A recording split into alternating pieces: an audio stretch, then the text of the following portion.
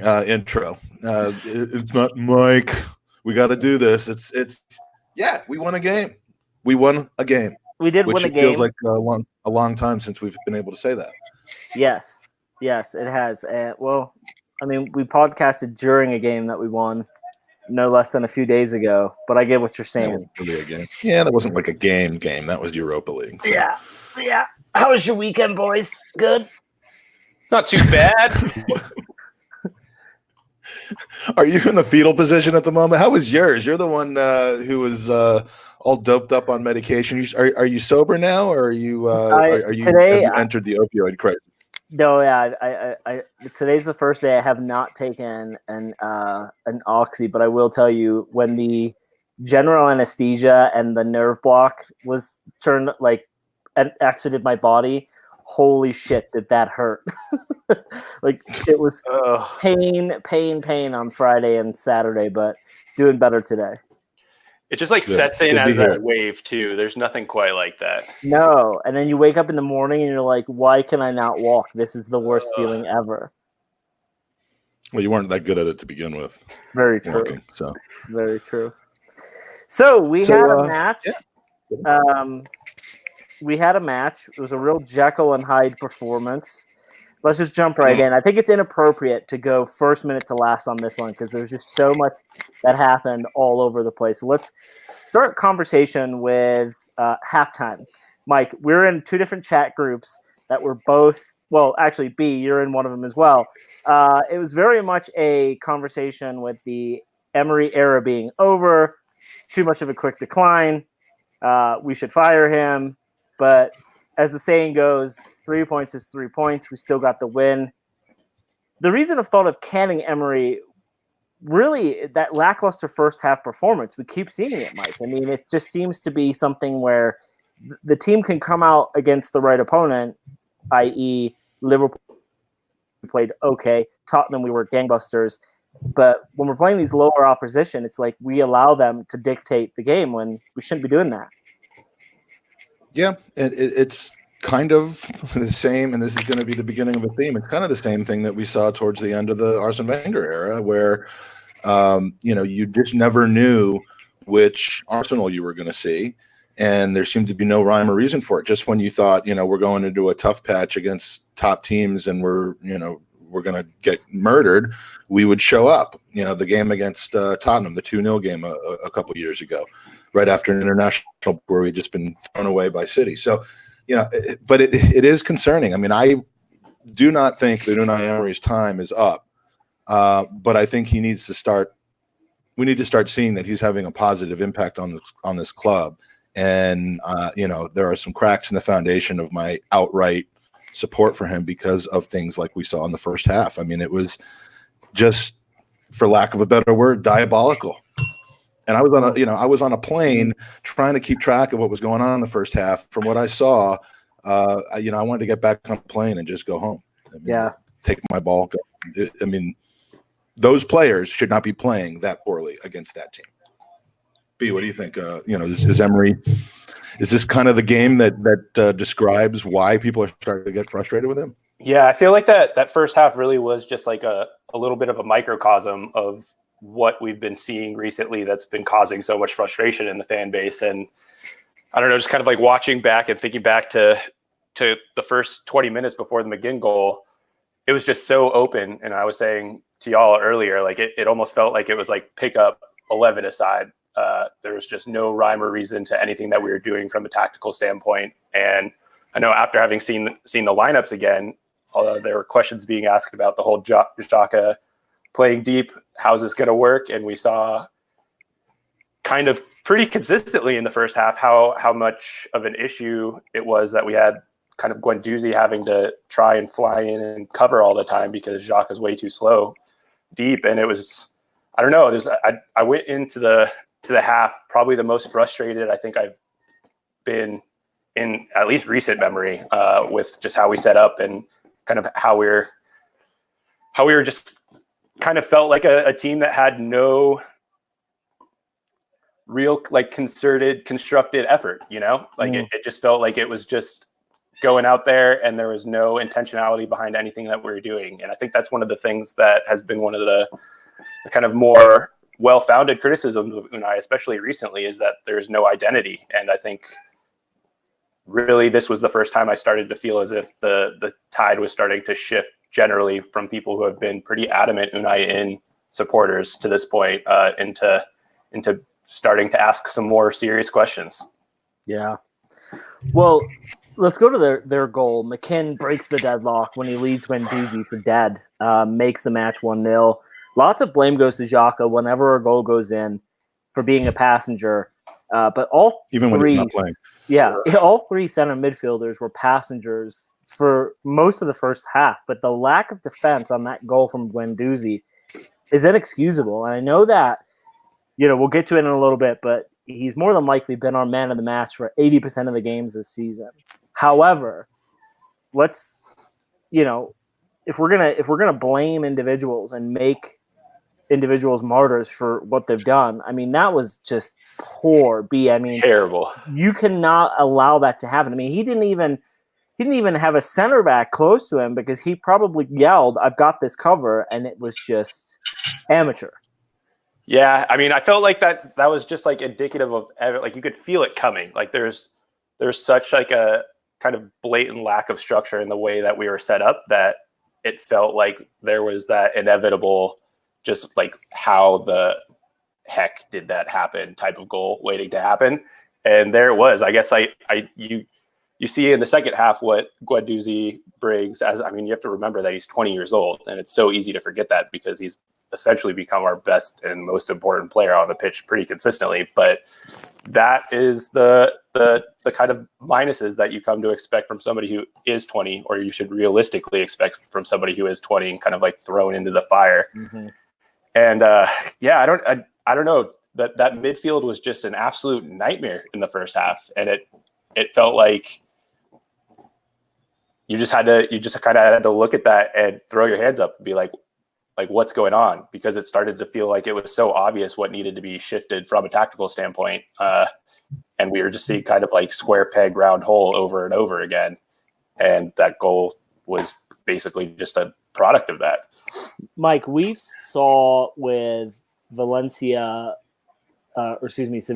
and PSG that Unai hardly ever went in with the same starting 11. He was called the Tinker Tailor, right? We saw a lot of it last year. Essentially, we've seen now 3 or 4 matches where we have just been overrun in midfield, and it's been the same 2 or 3 players every time. Why are we not seeing this Tinker Tailor? Like, it just, there seems to be a current common denominator all the time with this. And we set up the same way against Watford. We set up the same way against Villa. I mean, they literally can come out with a blueprint and say, here's how we're going to mess with them. And I think the one caveat to that was Saka, bringing him in. But with the red card, we unfortunately didn't get to see the kid shine as much as we should have. But how are we not seeing, like B just said, we want an identity? Is that part of the problem? Unai's trying to save face and say, hey, we're going to have the same 11 every week, but it's clearly not working. I don't know. I mean, he's been accused of tinkering, and I agree with his criticism that he's made so many changes, not just to the personnel, but to the instructions, to where the word is that the players don't even necessarily know what's being. We would have no way of knowing that, but that's kind of the narrative at this point, is that it's the complete opposite of what Arsene used to do, setting up the exact same way and saying they're going to have to adjust to us, not the other way around. But yet, where he hasn't done that, and where he is kind of very strongly resembling, end stage Wenger, we'll call it, is entrusting the same players who have shown week in, week out that they are not deserving of that spot. With Wenger, it was Theo Walcott was a good example of it. There are others. With Emery, it's guys like Xhaka and possibly Socrates and others who just, it almost doesn't matter what their play is. He's convinced that they have to be in there, and the midfield has been overrun. And we have players who, it's almost an indictment on him that we came back and won that game, based on the rallying intensity of the players who we brought in late in the game rather than started out with. I mean, you can't just flip the game around and say, had he started with all those players, we would have scored 3 goals in the first half instead of in the second half. But when you see the changes like that happen, and the players he's bringing in and more importantly, the players that are coming out, change the game and turn it on its head, you do start to wonder why are these players starting in the first place? Yeah, absolutely. So part of this, Mike, is I want to go to Mainsley. He had a poor performance from the get-go, and talent obviously separates us and the likes of City and Liverpool with the amount they spend on players and the depth. But want and desire is unequal because you can't buy that, right? It's how you – I mean, obviously you can purchase a player who has more want and desire, who actually wants to get better, but ultimately if you're at this level, you're pretty much equal. I mean, minute 1, Mainsley receives a perfect chance to set the tone of the match by being able to put a shot on goal, and instead he puts it into Rosette. I mean, follow up by making those silly challenges and then getting the red card. It's another inexcusable moment in the match. I mean, when you look at Liverpool City, those players, when they get inside the 18, are going to trouble the keeper 9 times out of 10. We've seen this a lot from Mainsley, where he will make that forward run and he will put it way over. And that is the kind of thing that sets the tone of a match against a Villa, where minute 1, if you rattle the crossbar or put the ball in the back of the net, they all of a sudden realize, like, oh shit, this is the Arsenal. We're already down 1-0. The game's pretty much over. But those little mistakes are what allow those teams to get back into the match. And why are we just so damn difficult from that respect? I don't know. And Mainsley, I mean, Tom Sevens, you got to get your boy in gear because he's slipping big time.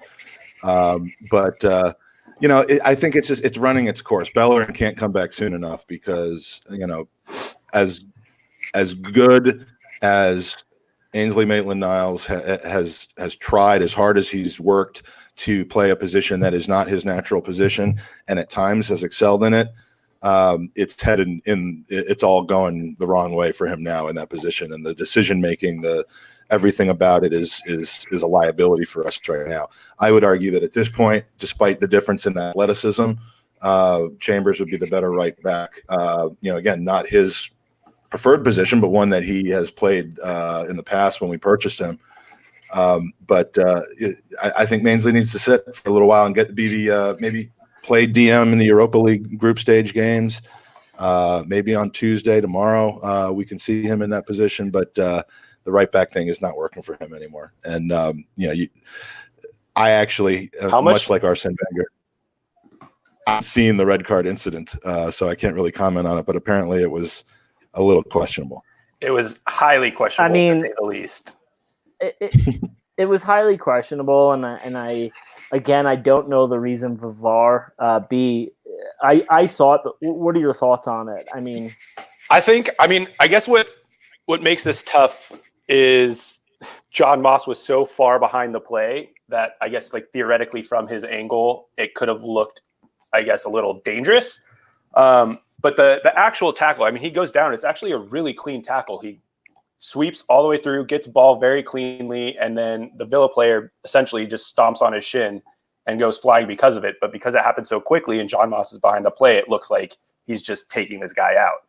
And it's I guess the fair question to be asked there is whether Ainsley should really know better than putting himself in that kind of situation when he's already on a yellow and not really kind of consistently sliding in and making what could be considered rash challenges when you're already kind of like on the precipice there. But I don't know, I think that was just kind of like the insult to injury, salt in the wound right before half that had me feeling all types of ways. And I think one of the things that we've kind of seen over the last few performances, specifically from Ainsley, is this like growing frustration, and the comments that he had earlier in the week could definitely be considered, or I guess viewed as being critical of Emery and his growing frustration with the tactical setup and tactical decisions that we're having. But I don't know. It's kind of weird. Like you definitely feel like Ainsley's been such like a passion guy, and like that's where he's been so successful, especially playing out of position. And to see this kind of like growing frustration, I didn't know if he was like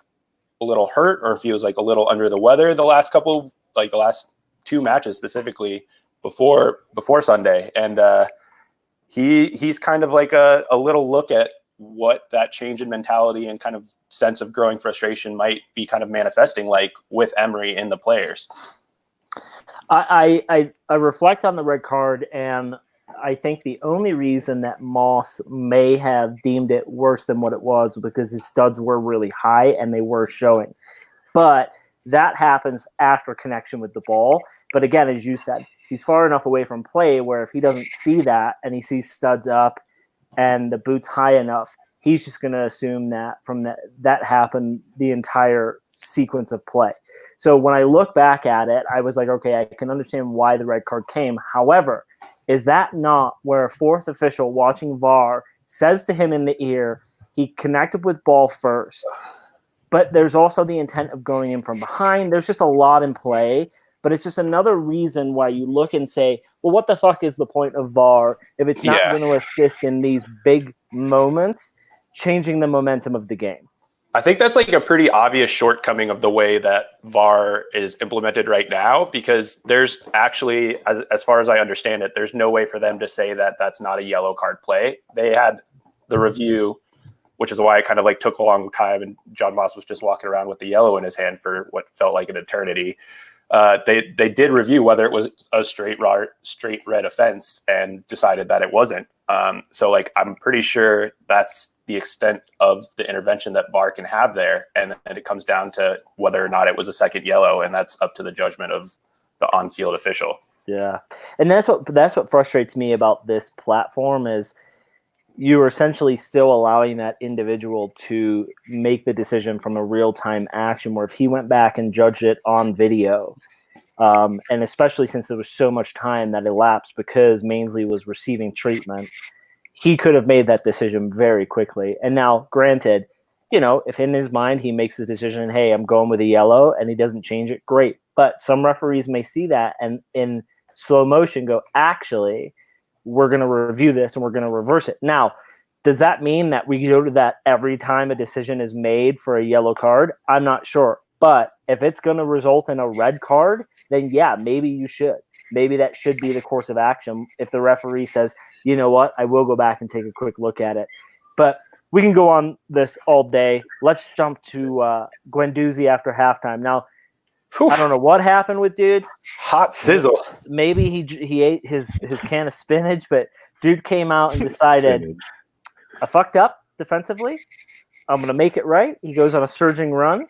Basically rugby tackled in the box. I don't know if dude's just, as lightweight as a piece of paper, but he went from like where he was to 10 feet away pretty quickly in the air.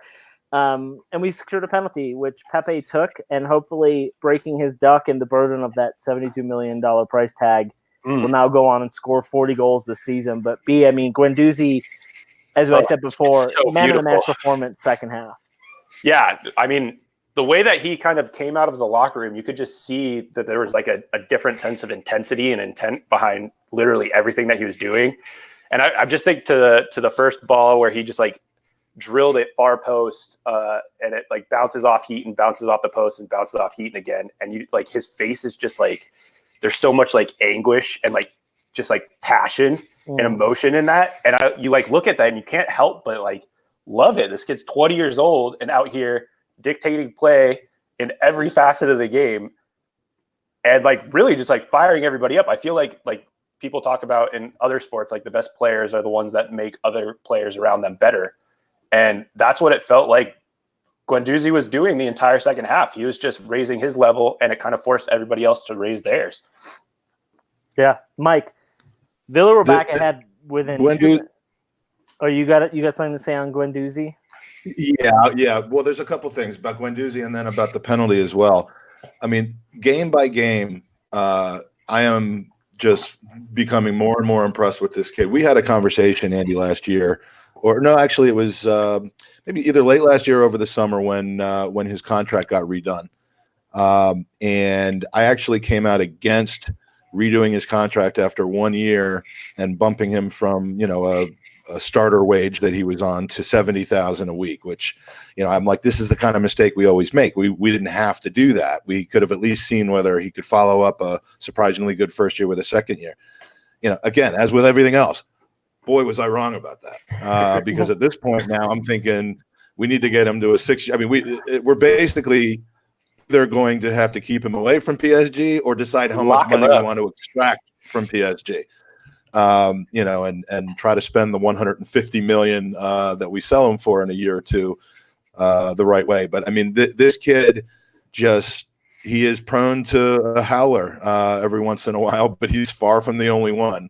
And the second half, it's not too many people in the Premier League that you actually see them wear their emotions on their sleeve. They're very private, very stoic, a lot of times people, because they're just so used to being in the spotlight. But him, man, you can tell when he's down on himself. He doesn't blame others. He rallies them, and his energy is just fantastic. And the other guy on the team whose energy is fantastic is Aubameyang.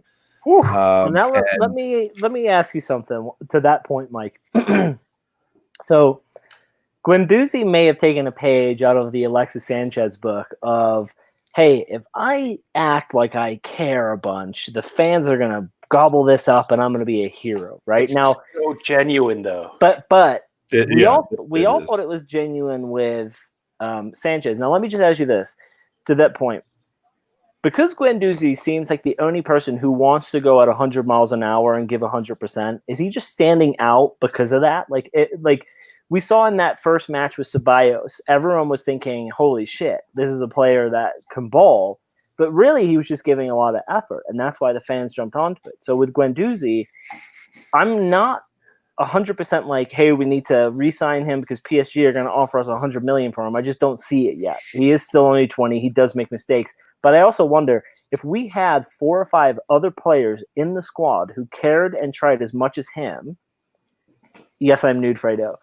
Do you think that he maybe isn't this hero that we're all thinking of? I mean, go ahead, Mike. I think B and I feel the same way. So go ahead. Yeah, I mean, just like thinking back to kind of like that middle stage in the second half, how many just like little technically quality moves or passes, like you see every time he's on the ball, it's not just like this passion, like PASHUN merchant type of thing. It's like there is that inherent quality that he possesses that's special, and you just like watch him floating through the midfield or taking like one touch and then pinging and dipping the ball across the entire box straight to feet onto somebody who's like making a run that leads to the Chambers goal. It's like, it's beautiful. Like you can't help but get excited about what the future can hold. He's 20 years old. And it's like, it's really easy to kind of get lost in thinking like, oh, he has like a lot of shortcomings and he does kind of seem to switch off defensively. But like, those are things that come with time and experience. He was playing in League 2 2 years ago. And now he's playing at essentially like the highest level you could be in the Premier League and starting, and is kind of like the catalyst for everything that we've seen positively coming out outside of Aubameyang recently. So I don't know. I have no trepidation. Like, I think that he is the real deal. Like, I really do. And you can see like the quality is there, and it's not just like the passion, which is like a huge plus on top of it. And I think that's what makes him all the more endearing to Arsenal fans, because we haven't really seen anything that's that kind of like genuine, wear your heart on your sleevey. But it's that combined with just like how good you can see him becoming. True. So Mike, let's get back to the game. Look, and I'm sorry, but this is all kind of last minute on this podcast, but the we have to talk about Aubameyang giving the penalty out to Pepe, because this is not the first time we've not seen we've seen this before.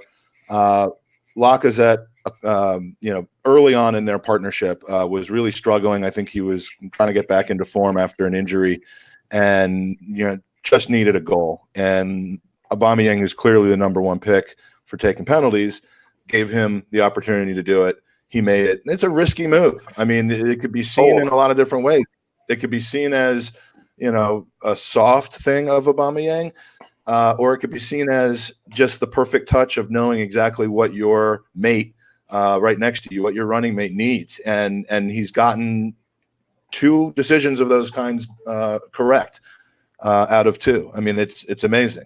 And just think about what Laka did after that too. Like that spurred Laka on. Yeah, he went on a tear.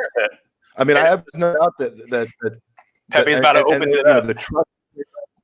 The trust between them, the desire to see them do well. I mean, it's just you love to see that. I'm very glad that Pepe made it, because at the pub, I was in the pub with the Aston Gooners. Outstanding turnout, by the way. And we were all just nervous because I'm like, this could go either way. This is either going to kick off Pepe's resurgence, or it's just going to make it just increment, like exponentially worse pressure on him. Think about how the narrative would be if he had missed it. It would be terrible. Oh, it would have been awful. But speaking of narrative, you got Harry Kane for England taking away Jadon Sancho's opportunity for a hat trick in a game already over, and then you've got Aubameyang and claiming goals that he doesn't touch, for Tottenham all the time, and then you've got Aubameyang, who is not in, he's not wanting for goals, but he has no problem giving a boost to a teammate, and I just want to give him a shout out, because that is some pretty good leadership right there. That is leadership. I mean, and I don't know, this gets into a little bit of the captain discussion, but there's something that Aubameyang has, and it's kind of funny when you think back to what the narrative around him when he was leaving Dortmund was, and how critical specifically the German media was of him and his attitude problems. But it's crazy. Like, you just watch him interact with literally everybody on the team, and he has that magnetism. He has that kind of inherent leadership quality, and people talk about the it factor, and something that just kind of draws you to somebody. But you can see that the relationships that he's been able to develop with literally everybody that he's interacting with on our squad are so genuine and so real. And just, you look at after the goals, the Pepe celebration, and then after the Europa game, just pointing to Saka, it's great. That's exactly what you want from your striker. And that he's going to, he's been producing. That's 16 and 16 now. And he's also infectious. It's craziness. Infectious actually means from infection, which means that what you have spreads to other people. And, positive infectiousness, which is, the word I just can't stop thinking about with Guendouzi and Aubameyang. He's giving them goal aids. It can only be good. And, they're amazing. It does. We need 11 of those. Yeah, it feels like those two are dragging us to, I don't know, I said this yesterday after the match, but the players bailed Emery out a little bit yesterday. Well, we'll get to that because we'll get to that because I think his substitutions were inspired. But what is also infectious is us losing a lead as quickly as we get it.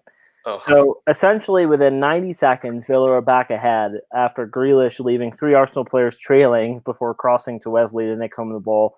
Mike, you've talked about it a lot. These mental lapses, specifically going into a half, coming out of a half, but we've seen it so often with Emery, and this is another reason we're having the discussion of, is he the right manager? Is because we will take a lead or we will equalize, and before kickoff even happens, we're fucking on the back foot and we're pulling the ball out of our net. It's just so inappropriate. Yeah, it's devastating. And I have no theory on why it happens. Who possibly could? But it does. The one thing I can say about it is that, again, it shows that all the talent in the world won't win unless there's a mentality that is a winning mentality. And, it isn't because our players are worse than them that we gave up a goal within 2 minutes of scoring one. It's because the mentality isn't where it should be. And, when you talk about mentality, that all comes down to coaching, because, mentality, you're born with the intensity, the desire to get better, the inherent,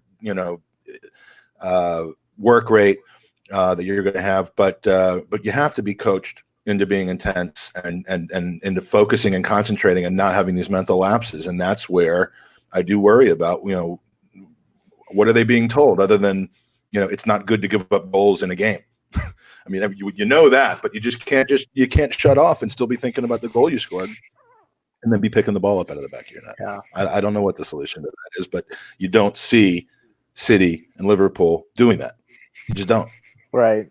No, I mean, and that's why they are points ahead of us, because, we could have secured not only Champions League football last year, but points this year. So Unai's hand was forced to make a substitution after the Mainsley red card, and we were unfortunately saw the departure of an exciting Xhaka, who I think we're going to see a lot of. But what that move did was it moved Chambers slotting in at right back, and then it forced his hand in midfield to make some other decisions. And while, the players bailed out Unai, as we would hope they would do, I think that he got the substitutions almost spot on, because he had Ozil on the bench. He had Nelson on the bench. He could have spread the ball a little bit wide, but he said, you know what? I'm going to put some horses in the midfield and we're just going to overrun them, because I think he realized, hey, that capability and opportunity was there. And Chambers, I don't know what dude has to do to get a starting spot. Maybe he's got to make more rash decisions or tackle more people in the box to become a regular starter. But, beautiful, beautiful shot on goal, B. I mean, it was absolutely sublime. And the weird thing is, finish. It was a striker's finish, and the weird thing is when you see it going, you're like, what is the defender and keeper doing moving in slow motion? But I think it was just one of those perfectly weighted passes where you just cannot stop it. It was so beautiful. I mean, I just like think back on that whole kind of sequence of play, and it was great. I mean, Guendouzi kind of starting it off with that just ridiculously perfectly weighted ball. And then you see what has gotten Chambers, like people excited about Chambers, and we saw it at Fulham last year. Like, he has really good on-ball skills for somebody who's a defender /DM / now right back. And both of those touches are just beautiful. And it's like, I don't know, we haven't conceded when he's been on the pitch thus far this year. So I'm really hoping that we do see a little bit more of him moving forward. But to have that kind of, I don't know, that instant impact from the subs is amazing. But I also kind of I'm a little trepidatious about all the, Emery made the right substitutions discussion, because we're basically kind of like praising him for making a mistake and then realizing that he made the mistake that literally everybody could see, and that we were getting overrun in the midfield, and that we had two players that could come in and instantly impact the game from that perspective. And he made that change, and now people are like, this is great. But we can't be praising somebody in a match where, isn't that what you want your coach to do? Is recognize the fault and then say, how do we change 1,000%. I think that it's really important to I guess make a distinction between this being like a heavy criticism of Unai there and saying anybody would have made those substitutions. Yes, we give him credit for making the right substitutions there, but I think the bigger issue of setting up in the way that we basically all know is going to be problematic and leave us just wanting in the midfield. And then, I don't know, I guess I have some other qualms with the Saka substitution initially, because he was probably our brightest player in the first half.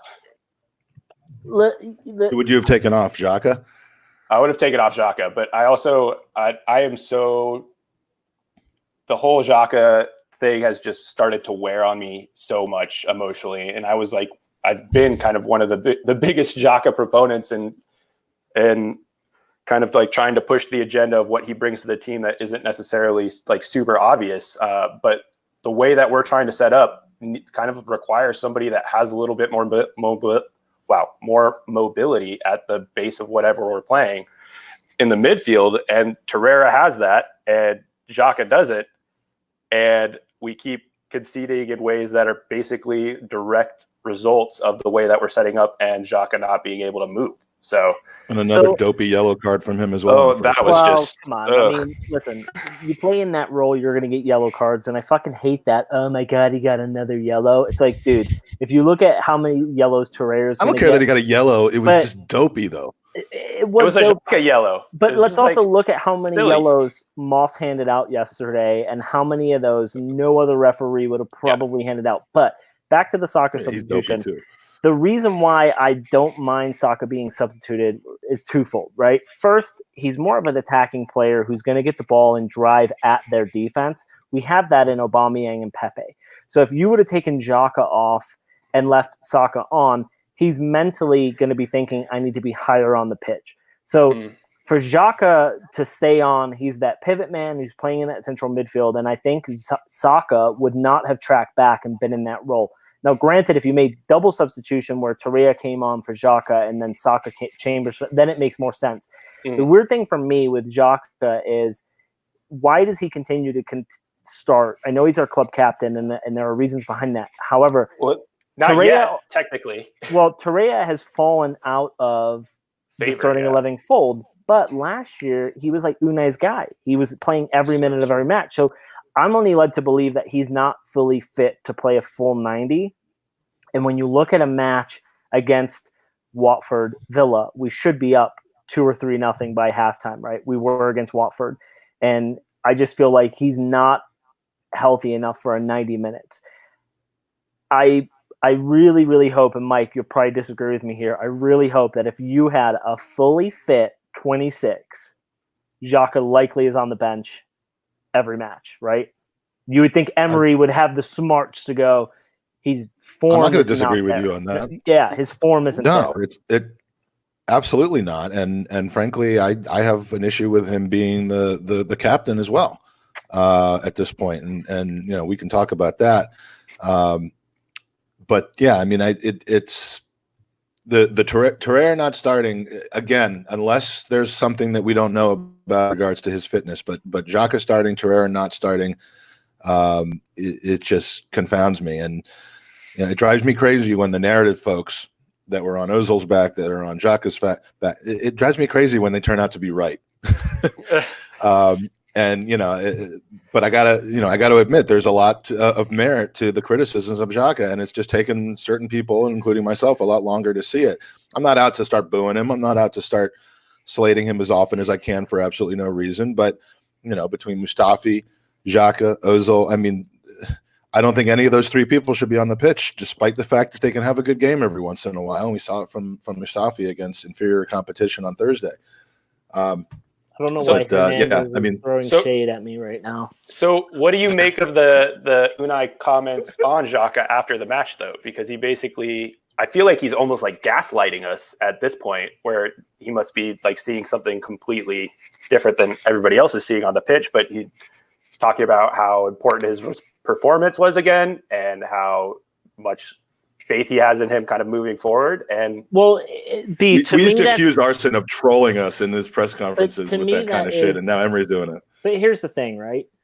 Would you rather have your manager come out in the media and say positive positive about your player, or would you rather a Jose Mourinho approach where in a press conference he's like, yeah, Xhaka was fucking awful and I have to coach him from this.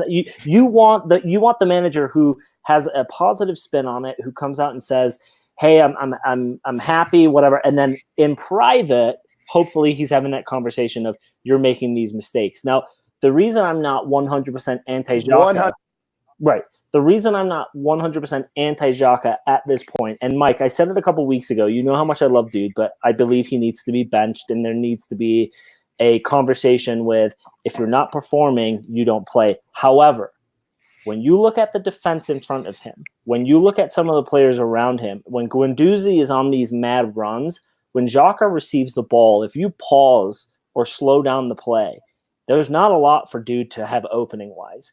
So you have to look at the fundamental of his game and go, okay, he's really that pivot person to turn the ball and go, I'm going to go from defense to offense. Some of the players around him aren't there. So he does misplace passes. However, we live in this world where now it's popular to find a scapegoat for everything. And I guarantee you, if Xhaka was out hurt for 3 months, it would go to Ozil. If Xhaka is out hurt, it goes to someone else. We always have to have a scapegoat. It's just the way we work. And I guarantee you guys, and you can hold me to this, there will be a moment this season where people turn on another player as much as they're turning on Xhaka and Ozil, because that's the world we live in. I mean, yes. I just want you to hold me to you. I agree with a lot of what you're saying, but I think the thing that's kind of getting lost in this whole Xhaka thing is like when I think when the three of us and like a lot of the people that we're kind of interacting with on a Arsenal-oriented basis are criticizing him or criticizing Unai's decision to play him, it's not because we don't see what he potentially brings to a side. I still think that he's a very solid player and could thrive in a slower league in a role that he's like actually given time on the ball and kind of has the ability to like see the pitch in front of him because he's not being chased down constantly. But like the way that we're set up right now basically requires whoever is playing at that base to be a lot more dynamic and to be a lot quicker in their ability to turn and distribute or turn and take somebody on. And he has neither of those capabilities now. So what we either have to completely change our tactics to set up around him, or we have to start looking at other options. And I'm not saying that he's a terrible player, but I'm saying that he's not the right player for the tactical setup that we seem to want to be playing. But he has to be at this point, because if you look at our central midfield, right, you've got Guendouzi, who's going to be a hunter. He's going to go out and try and do everything. Ceballos is going to be more of that attacking player. Yep. You've got Willock, again, he's in that mold of attacking. Like, we don't have that true pivot. Now, Guendouzi could do that. What about Torreira, though? So we do, and he's sat on the bench. Let me get to that. Last season, there was probably a 20-match run, not the unbeaten run, but there was a 20-match run where Xhaka looked world-class, and that's because he had Torreira behind him. And all the matches we've ever seen Xhaka look like a piece of shit player, it's because he's the last midfielder back. Yep. So I agree with you. He is being played out of position, and tactically we need to change that. Why Torreira is not playing more often than he is, it's got to be injury-based, because we know that Unai loves the guy, and we know what he brings to it. However, tactically, again, when he has played for us this season, he's playing further forward, and it just. But that's because it's to fit Xhaka in deeper, which is the thing that's frustrating. Well, but is evidently, like we assume it is, or is Torreira hurt to the point where Unai says, I would rather you be a little bit higher. You're not running down players and making these rash challenges to flare up whatever niggles you have. I just need you to get minutes on the pitch. Like, but is we're he all not making these assumptions that we're building this team around Xhaka, but that doesn't make sense because we know he's not good enough. But that's why it's so frustrating. And that's like getting back to the commentary and like the idea of like gaslight. Like, obviously you want your manager to be positive and be supporting your players. But at some point, like, we're starting to kind of define insanity with this whole Xhaka thing, where we're doing the same thing over and over again and expecting a different result.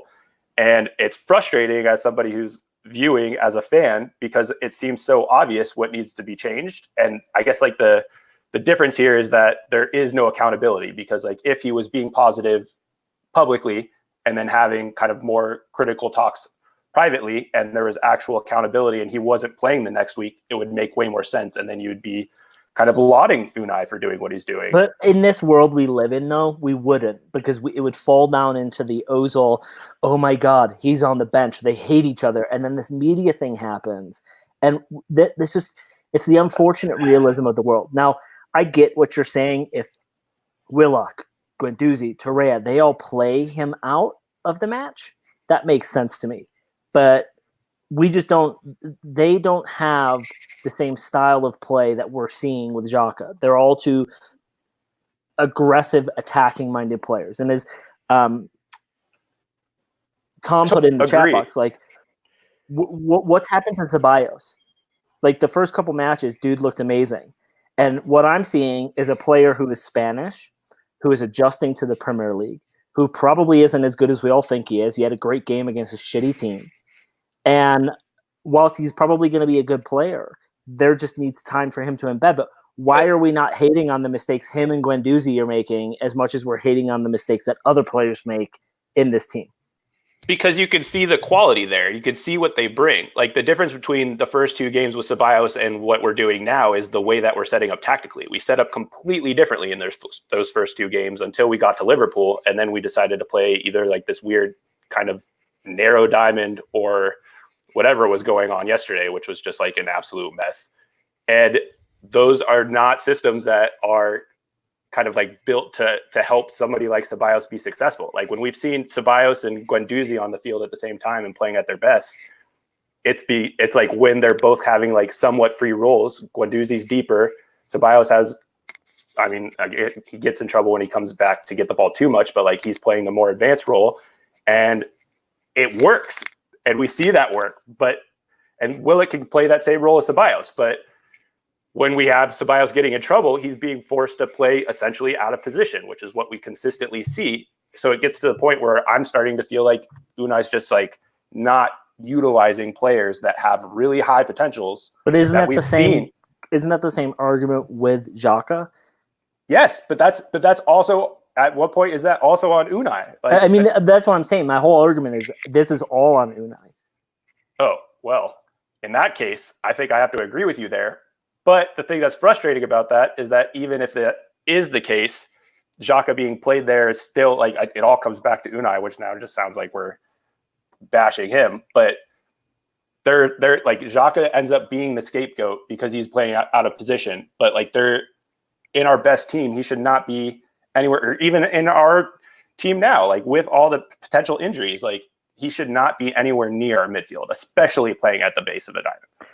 But so, and that's where I disagree with you, because I think if you build the team the right way it's supposed to be, Xhaka could fit into that team and play well. 100%, but then you're isolating all of our most exciting / potentially useful assets on the offensive end, because a team that's built around Xhaka has to be way more possession heavy. But I'm not saying building it around Xhaka. I'm saying if he slots into a team starting 11 that he can play his best position and have cover behind him, and then have the Guendouzi running in front of him.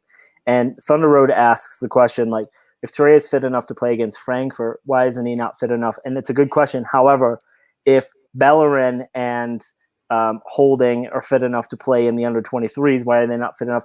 There's just different levels of aggression. There's different levels of tenacity that you need. So in my mind, Torreira might be able to play 90 minutes against Frankfurt. We saw him playing higher up the pitch. Is Frankfurt not a better team than Villa, though? But listen, he's playing higher up the pitch, so he is actually playing in a more a stable position where he's not getting stuck into challenges. We know that in the Europa League, Frankfurt might be great, but the referees are going to deem challenges a little less aggressive, right? In the Premier League, they let a lot go. So you're playing at a different level. And while opposition might be the same, the reason Holding didn't come back for Tottenham, and Unai said it himself, he's ready to be back. He's not ready for that particular match. So I think there's weird ways we're integrating these players. And again, I think it's on management for doing it the wrong way, right?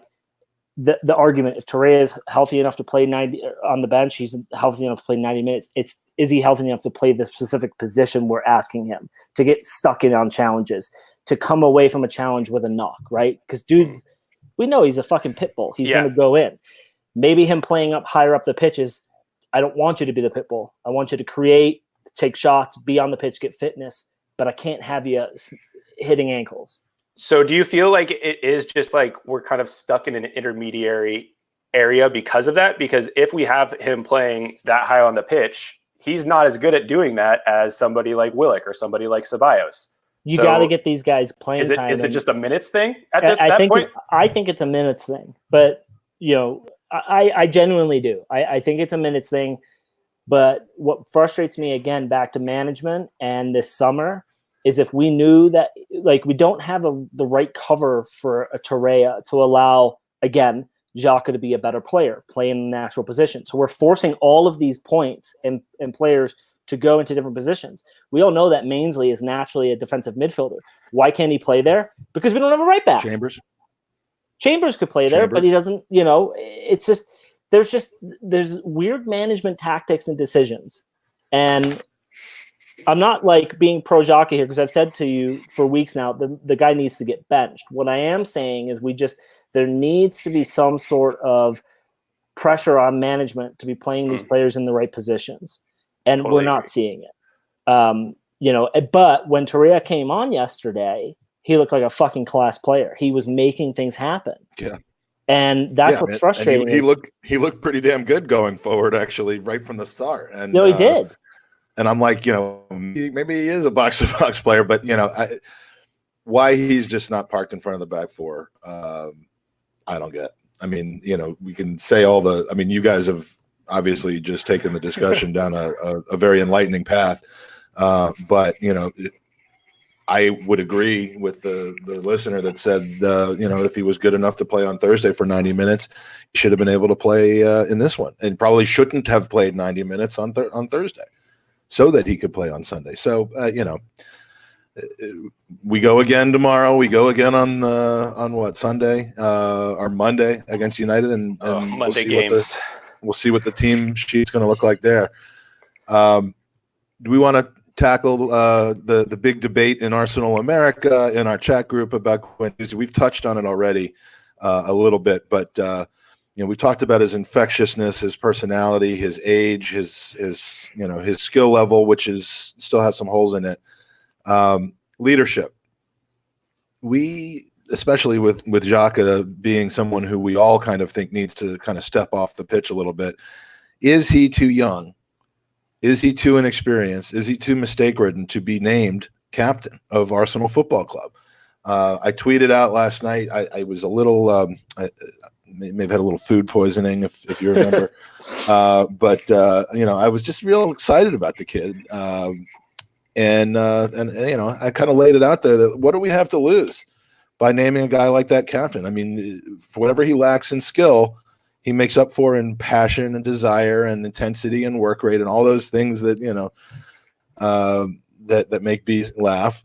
But Tony Adams, I think Tom, pointed out Tony Adams was 21 when he was named captain. And Tony Adams, despite what most people think, did make some mistakes. He was not a perfect footballer. He was like a little reckless early. He's as close as you can get, but he was not a perfect footballer, especially early on. So is it too early? And I want to hear from you first on this because, again, I'm not claiming he's the best player on Arsenal, but isn't he what we want in a leader? The main characteristic for me as a captain is you lead by example. And so from that perspective, yes, right? Guendouzi looks amazing. And you look at Xhaka and you're like, well, okay, why does he have the armband? After that, it comes down to the been there, done that. And Guendouzi, is young, but I think Tony Adams, even though he was 21, had a way more appearances at bigger, let's call them caps for England as well as playing for Arsenal. So I could see Guendouzi being captain in a year or two. But for now, I don't think it's there. But I also don't think Xhaka should be our captain because, as I said, number one is lead by example. Future captain, sure. But I don't think he's ready. So who should it be now then? Are you in the Bellerin camp? Are you in the Lacazette camp? I think Lacazette or Aubameyang. Lacazette, for me, he not only leads by example, he's desire on the pitch. He makes things happen. It seems like he's got that voice in the locker room where he can get the opinion and eye of most people. So, I would say Lacazette for me would be that ideal captain. If I'm going forward, I'm going to probably say Bellerin, Holding, or Guendouzi. But again, those are three players who are young and still need to prove themselves, which is weird to say about Bellerin because dude's been on this team for God knows how long. He's 46 years old. But you hear a lot out of Scotland about how great of a leader Tierney is. So you've got four. That's my future pick. Yeah, so you got four people who are in the future, but you got a lot of love for Guendouzi. Would you give him the armband today? I think that if we're still rolling with this really weird, no reason that he shouldn't be one of those five captains because it really is kind of showing faith in him for the future and kind of making a statement about where we see this club going and what role we see him playing in it. But I think that at 20 years old, it's really hard to give somebody the armband when there's so many other prior captains in the squad. And I guess the job of a captain is to kind of be that piece that brings everybody together and is inspiring everybody. But you also have to be the one that's on the pitch and producing. And that's where I think recently it's kind of changed a little bit, but Aubameyang really needs to be considered in that discussion too, which is not something that I think very many people would have thought a couple months ago even. But thinking about Lacazette, I think that he has all of the intangible skills and all the intangible kind of leadership qualities that you want to see in a captain. But my worry is like you kind of get into that same issue that we kind of see with Xhaka, where if he's given a captain's armband, then there's kind of that expectation that he's going to be playing week in and week out. And we don't want to see him playing week in and week out. And with Laka, we do want to see him playing. But considering how our front three is kind of lined up when everybody's healthy and how the fixture congestion is going to start playing a big role, I don't necessarily think that he's going to be getting as much starting time as you'd want to see from your captain. So I don't know. There's so many variables in making this decision that are kind of operating without any of our knowledge, kind of behind the curtain. So it's tough. If there's 5 captains, I think we have some really good options, and we could make some pretty interesting statements about where we want to be moving in the future. But as of now, I think Aubameyang has become my dark horse for who I'd like to see wearing it week in and week out. That's interesting, B, because I wouldn't think that. I'm not saying that the captain you name should need to be the captain in order to really realize their potential. But by the same token, I don't see Aubameyang as a person who would really crave that title. He leads by example, but I don't get the sense that he's kind of like the guy that speaks in the huddle. Yeah, he's a little too goofy, and I felt that way. I felt that way literally. Dressing room guy. Yeah, exactly. Like I felt that way until Sunday almost. Like I feel like that was like a little bit of an inflection point for me. And just thinking about after that free kick, like we see like goofy passion from him and handshakes, but we've never really seen him like let it all out. You know what I mean? Like he was getting the crowd into it, getting everybody into it, and then immediately like he's celebrating by himself initially, and then immediately going back, has the Pepe celebration. Like he's showing all these like little things that end up making a great leader are starting to kind of show themselves in the way that he's behaving and just kind of like carrying himself. I see him being like the wingman for the captain, like the hype man, like the Flava Flav of captains, and I could see one of these other guys we're talking about. Maybe Lacazette's more Chuck D, and Aubameyang's Flav, but I think we should just leave this up here for the rest of the podcast. Well, but someone put in I think it was Nathan who wrote, you don't have to be the best or most technical player to be captain. You just have to show leadership on the pitch. Yeah. And I think that's why we're seeing Xhaka with the armband, and because again, he's not showing the leadership from the perspective of doing the right things every time. People are going to make mistakes, but it's when a tackle goes in off the ball, he's the first one over there. Whenever, you see a player do something, he's the first person to be yelling. Like there was a moment yesterday where Socrates had his hand up for a free kick, shouting at the people in front of him. He never once turned around and looked behind him. And I thought, what are you doing? Make sure the people behind you are also being covered and they like have their man. We see so many goals go in on the back post. So like, for me, I think that we're in that world at Arsenal where we've got players that we've just discussed who can do it. They're just maybe not ready yet. And as Tom wrote in the comments, maybe the reason why you're seeing Xhaka as the captain is because he's led it at Arsenal, at Gladbach, and for Switzerland, and he just has that experience.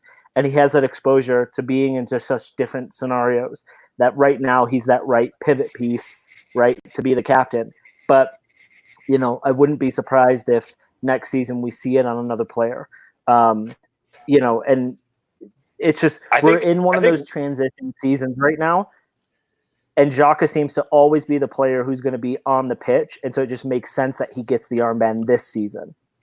I think it's almost a self-fulfilling prophecy in that giving him the armband almost forces him to be on the pitch all the time, which we've gone over and over again. Well, yeah, I mean, that's just one of those unfortunate events, right, where you want your captain to play all the time. That's a really unfortunate event, though, because is Unai going to be that guy who's like, I'm going to sit the captain? We've seen that. Is he going to die on that hill? Is he going to die on the Xhaka hill? We talked about 4 captains who have the great potential that aren't ready right now, and 3 of those have been injured. So it's just like, maybe there's a reason he hasn't been officially named club captain is because we want to wait and to see what happens when those players come back. Yeah. And like Bellerin's going to lead by example. He very rarely puts a foot wrong. He had that small run where he wasn't very good, but he'll also be the first player when shit hits the fan that he'll be the first one over there biting at ankles. Yep. The small run was November to 2016 to May 2017. But Mike, again, if you really he was recovering from injury though. If you break down that run, was he really that bad, or did Arsenal need someone? We were just. He wasn't fully fit. He came back too early from an ankle. But to tie a bow on the Guendouzi thing and head to the end of the podcast, because I am conspicuously absent at my work conference right now, which started back up 15 minutes ago. Playing hooky, but couple things in the chat. Gooner Eagle Eye Chig, thank you for joining us, and he is going to be going live with presumably an Aston Villa reaction or a preview of the Carabao Cup game or both. Please head over to his channel as soon as we're done. And thanks to everybody in the chat room. We're having a lovely little side chat about Public Enemy. I know that I don't maybe come across as a Public Enemy guy, but I was rocking out to those guys when you guys were in diapers. So and Mike, if you need to jump off, yeah, boy. I want to get to Fredo's question. Okay. But Mike, if you need that to is go, what I'm going to do. So I'm going to head out. Come on, you Gooners, all that good stuff, and I'm just glad we have someone like B to make sure that we're not just Andy talking to himself after I leave. So cheers to everybody, and we'll hopefully get to the next one or get to the next round make a deep run in the Carabao Cup. So, all right, I'm out. God damn, that was a really long time for him to leave. Fuck you, dude. I knew you could have done that.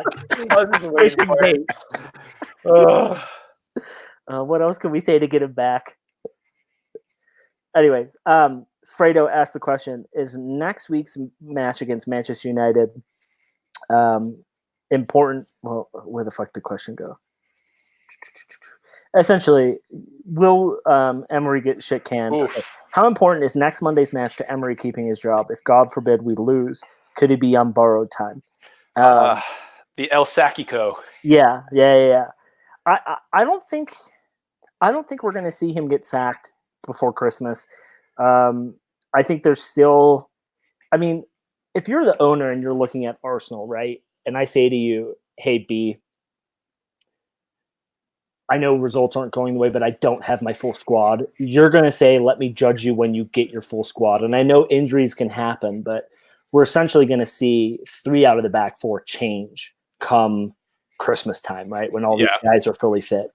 So I don't think that we can look at Emery and say, yeah, we can sack him before Christmas. I think we have to let him get his full 11. However, if those same mistakes keep happening, where we see stupid decisions in defense, we see our midfield getting overrun by Watford and Villa, right? Then I think that we look at it and we go, okay, it's time for a change. Unai came out after yesterday's match and essentially said, we're an offensive football team, right? He's admitting that. However, if you're going to be that, you have to be a possession team as well. You need to keep possession, and you can't allow counterattacks to be so deadly all the time, right? Well, I think if you just look at the last, I mean, it's crazy to think about the best 30 minutes of football that we've essentially played all year were the last 30 minutes of the match on Sunday, and we were playing down a man. And think about how possession-oriented that was and how kind of secure it ended up feeling. And it's frustrating because we clearly have the players to be able to put that system into place, and we've kind of seen flashes of it at different points, but it literally is like a tactical decision and like seemingly a managerial decision to set up and play in a style that just like makes all.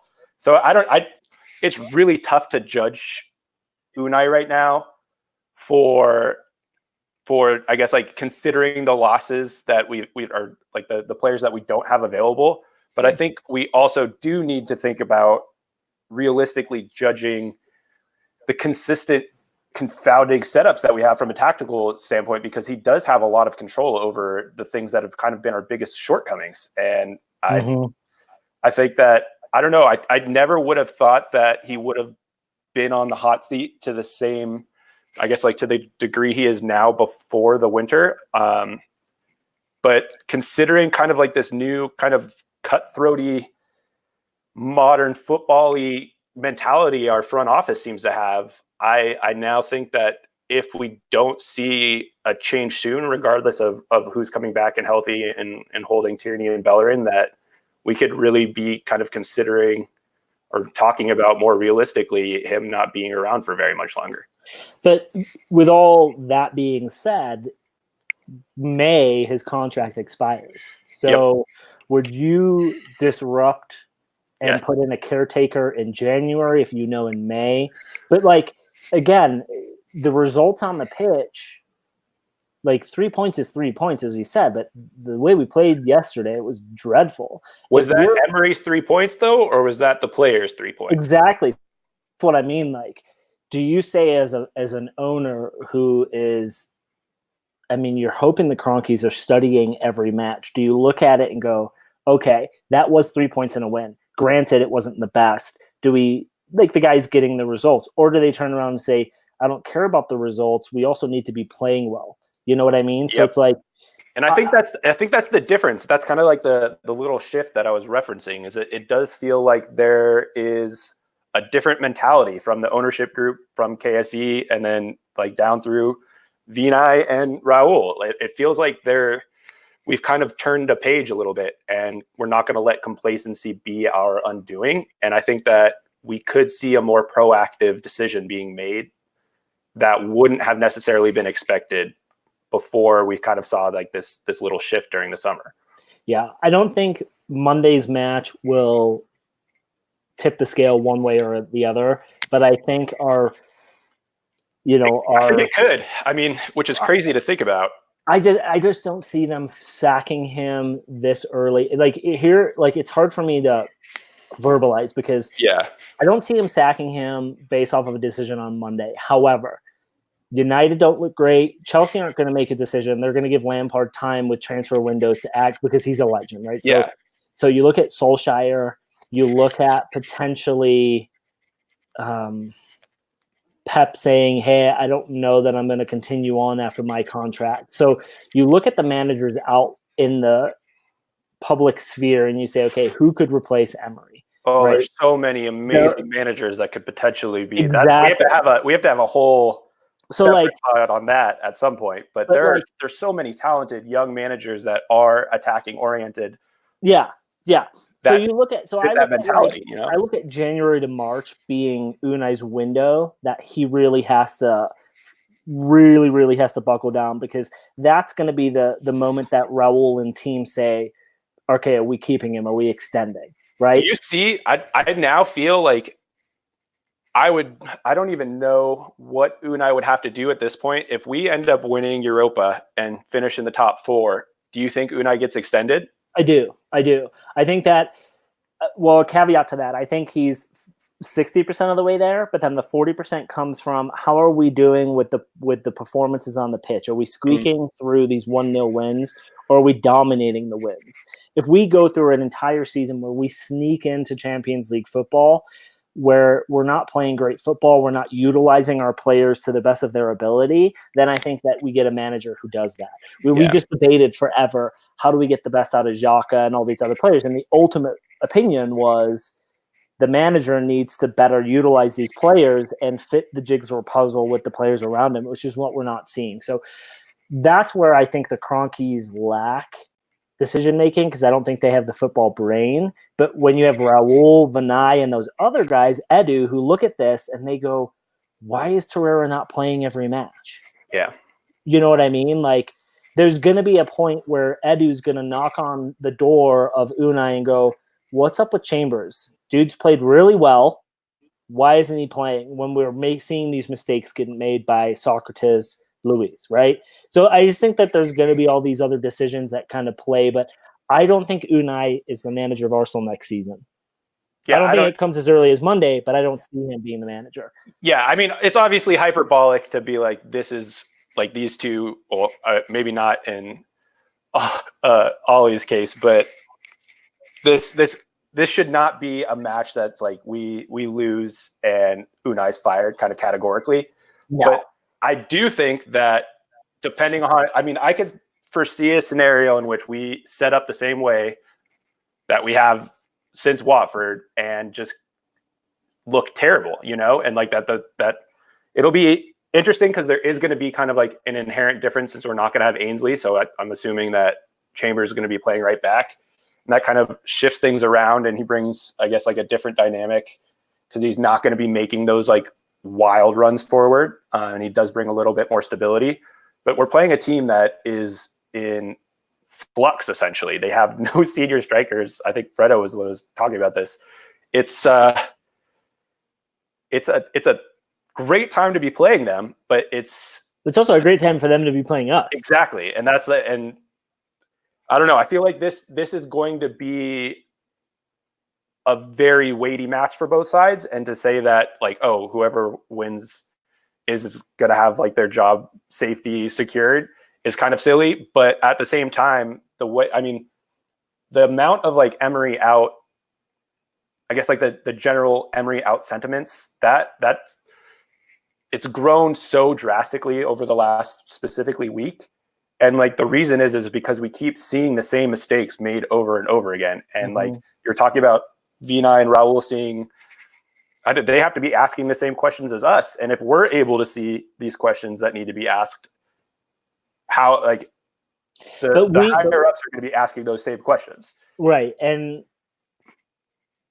I want to give a spoiler away because we might be able to ask the questions sooner or later. But we've already kind of discussed it, is until you're allowed to see this entire team and the strongest 11 go out, we can't say it's unfair to say to Unai,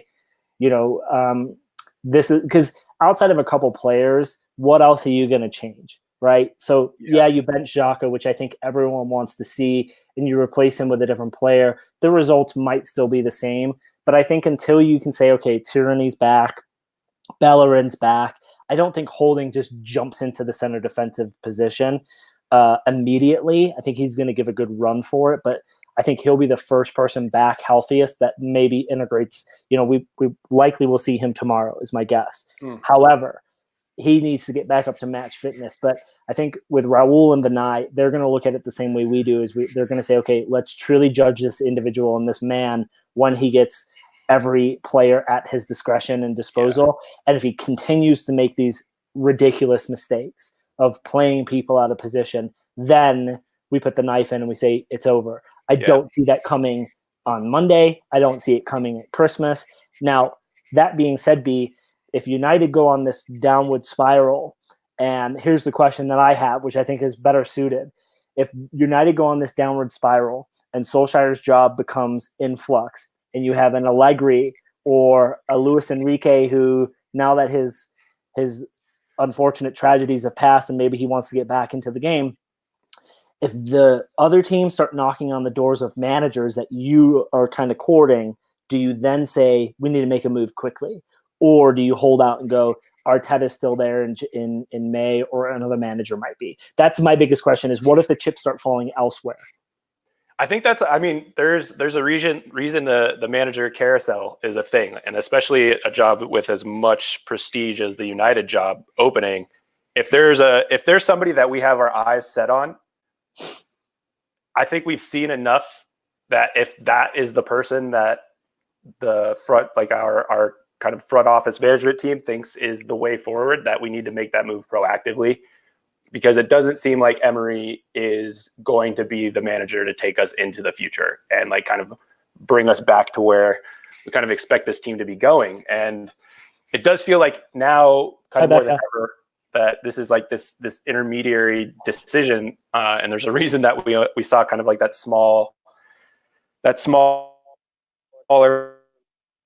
contract given Unai and kind of the option for an extension, because like he is a great theoretical interim manager, but I don't know. It's like we've been talking about kind of judging him when all the chips are on the table and when he has all of these kind of pieces at his disposal, but at what point you have to judge him for the pieces that he has because he's misusing them, So who's to say when Bellerin and Tierney and Holding are back that we're going to be seeing the lineups that we expect to be the best lineups?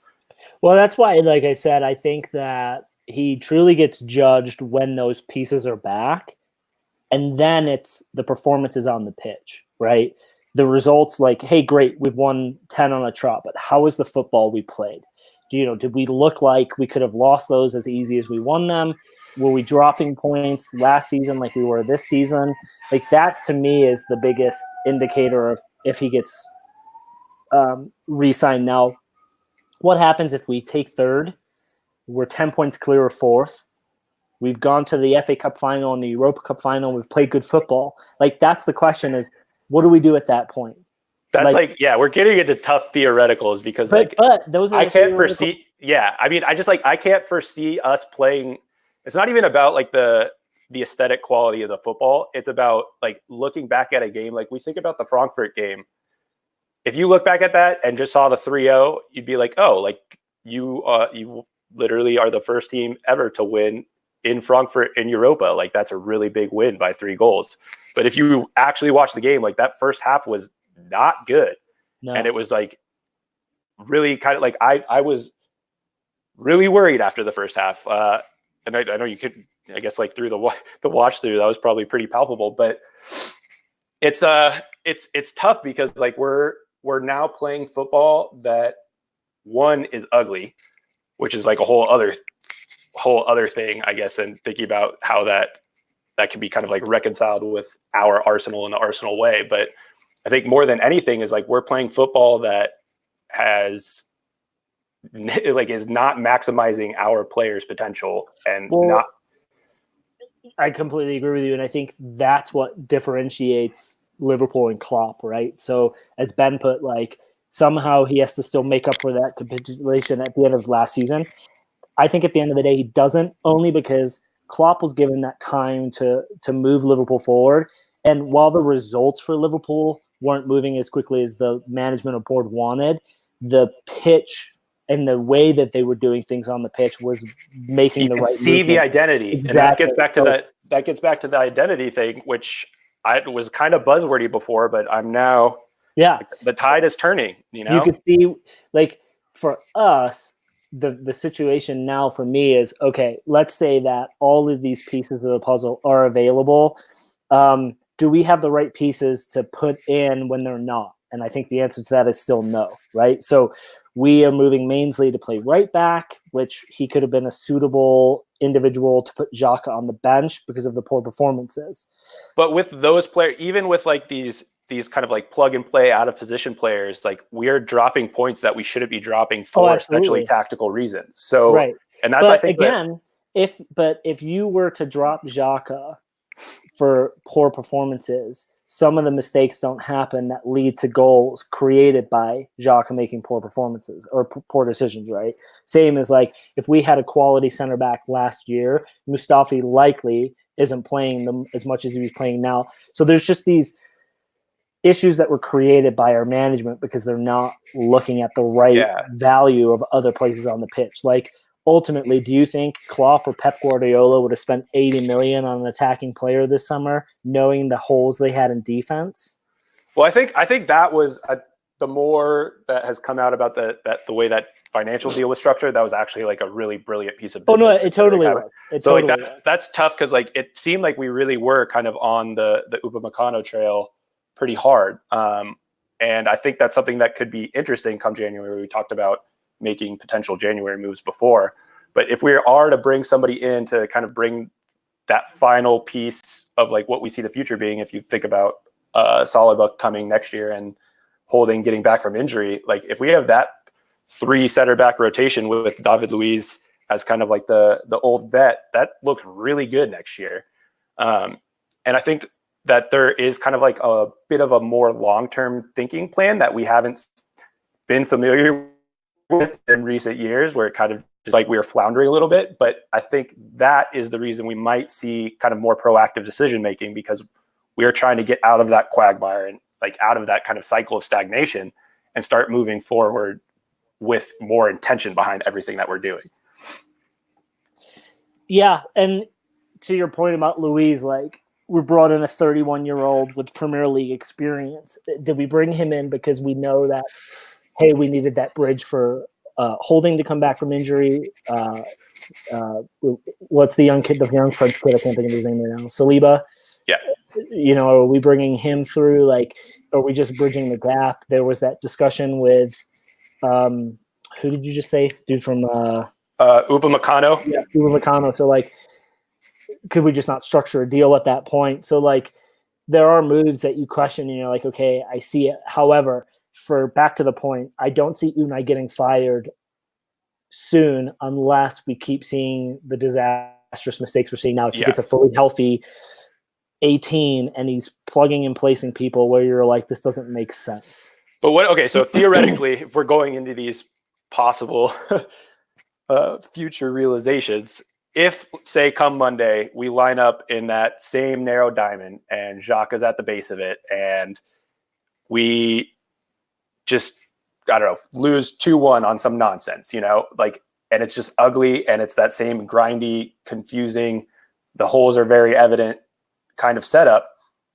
Like, is that the kind of loss that starts to make the questions more kind of tangible to be asking? Or are you kind of like in the camp that, like, he needs to have that Holding, Tierney, Bellerin back before any judgments are made? I think you continue to ask the questions. I don't think it doesn't warrant a knock on the door and a sit down with Edu and the team to be like, what are you doing? Because ultimately you're talking about midfield and we're talking about defensive players coming back from injuries. So for me, you look at it and I would say, okay, I would question, why are you continuing with this shitty midfield when we have other options? Like, that's the big thing, is the other options are there. Else. Exactly. Now, if we come out and we play Torreira at the base, we play like a Xhaka, Willock, Xhaka, Ceballos type of mix, and we lose 2-1, but there's more of an identity and you can tell that what he's putting in place seems to be there, fine. If we come out and we play Xhaka in central mid with Torreira at the base and we win 3-0, then you're looking at it being like, okay, that's now what we need to be doing moving forward. But I'll say it. I think it should be Torreira at the base, Guendouzi and Ceballos in the midfield, Xhaka on the bench, and we go full bore with them. And if I'm Ozil, because there's people in the chat box talking about how he's being integrated back in, unfortunately, you've got a 19-year-old Saka who is going to hunt and put passion into it, and that puts a 350,000-pound weak player on the bench because he won't do that. And so I just think there's so many options, and we just need to pick the right ones. I think that's what's been frustrating is like, it seems like we can see what the right ones are, especially in midfield, because obviously that's been where the biggest issues have kind of arisen, because we know that we're lacking at center back. We know that Ainsley is playing out of position and we don't have like a true right back playing there.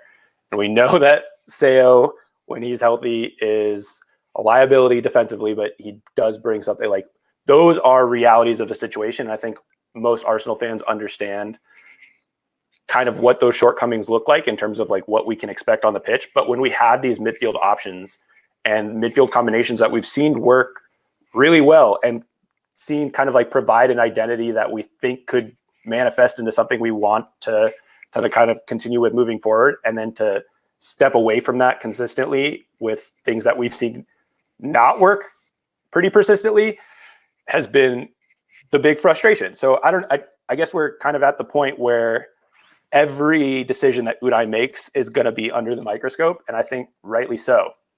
Yeah, and I think every manager should be there. But let me ask you this. So, like, if you see the next 20 matches where he plays all the players that we've been discussing in their right positions, but we're not seeing the results go the way we go, then you have to look at, okay, but we're playing decent football, right? Then it's like, maybe the players just aren't good enough and we need to replace. I don't think that's the case, though. I think we've seen that the players are good enough, because I don't know. It's so weird, because it feels almost reductive to be talking about like, oh, who's playing in what position, because we're completely ignoring like the tactical dynamics, which are really the most important thing. But that's how what we've kind of been forced to resort to, is like, it's not even like the tactics are an issue in and of themselves, but it's also like base selection at an essential level. And that's where like one of the biggest problems, like you have to pick your best players and then you have to empower them to play at their peak. And we're seeing 0 of 2 there for Emery as of recently. So I don't know, this is going to be a big Monday. Yeah. And I think if he has his full team to play, and there's no question about who's going where, and he's making the tactical decisions and the changes based off of niggling injuries and or tactical decisions, that's where we see Emery flourish, because we saw it last season with that 20 run. He had 90, heavily overperforming XG there, but and expected wins. But he had 90% of what was his squad fully healthy, and he was able to really plug in place where people were meant to go, and the wheels fell off when certain people started getting injured. So I think that I don't think Monday will deem him a fired manager, but a loss will only highlight the decision making for the team. Now, I will say that, as we saw this summer, Raul and co aren't going to fuck around, and so exactly that's the difference, right? If the performances still keep going in a manner that we're seeing now, I think March to May, that conversation with him is, hey, we're not extending, so we just need you to caretaker us through, and we will start seeing that, and hopefully, and if that's the case, though, why I don't know. There's no benefit to like having somebody who is going to be leaving the club basically caretaking. Like, why not give Freddie a chance, or why not? The only reason I say you don't do that is because that's a conversation behind closed doors with Unai. It's not something that you're sharing with the rest of the team. Yeah. So if you're on like a run where you're like, hey, we're still flirting with Champions League football, you remove the manager, that could completely like the wheels fall off. I feel like that's such a dangerous position. If somebody knows that they're not going to be extended, I don't know. There's a lot to unpack there. You're not being extended with Arsenal. You're still on the market, right? Yeah, you're managing for a future job. You're padding your resume, so you could turn around and say to whoever the new club is, yeah, Arsenal fired me, but look what I did in that 3 months that I was told I wasn't going to have a job. I still turned things around. We still won, whatever. But it'll be interesting, man. It's going to be an interesting match on Monday. I think that we have the opportunity to again put points against our rivals, and we have the opportunity to hammer them. It's what Arsenal shows up. If the Arsenal that shows up that played the second half against Liverpool, the Arsenal shows up who played 70 minutes against Tottenham, we put them on the back foot and we dominate that game. If it's the Arsenal who shows up against Watford, Villa, first half against Frankfurt, we're doomed. Yeah. So, and we kind of know what the pieces that need to be in place and the setup that need to be in place to see one or the other are. So It'll be, I don't know. I'm very excited and very nervous at the same time. Yeah. But ultimately, at the end of the day, we are still dealing with being in a transition moment at this club. Yep. Right. And this is exactly the conversations we should be having. It's what direction is that transition going? Okay. And, I think Emery was the right manager to come in for that transition post Wenger. Now was he the right guy to Klopp us and lead us into that next generation? I don't think he is. So who is that person? And that's a conversation for another day. That I am excited to have. Cool. Well, thanks everyone for tuning in. Mike's obvious lack of commitment to this podcast hasn't gone unnoticed, and he will be punished with a monetary value, as well as maybe we should just post that picture you made of him. That brings me great joy. The unfinished one. Yeah. Oh man, dude. In my eyes, that's finished and it's glorious. So, for everyone who's tuned in, thank you so much, and pleasure as always. Come on, you Gooners.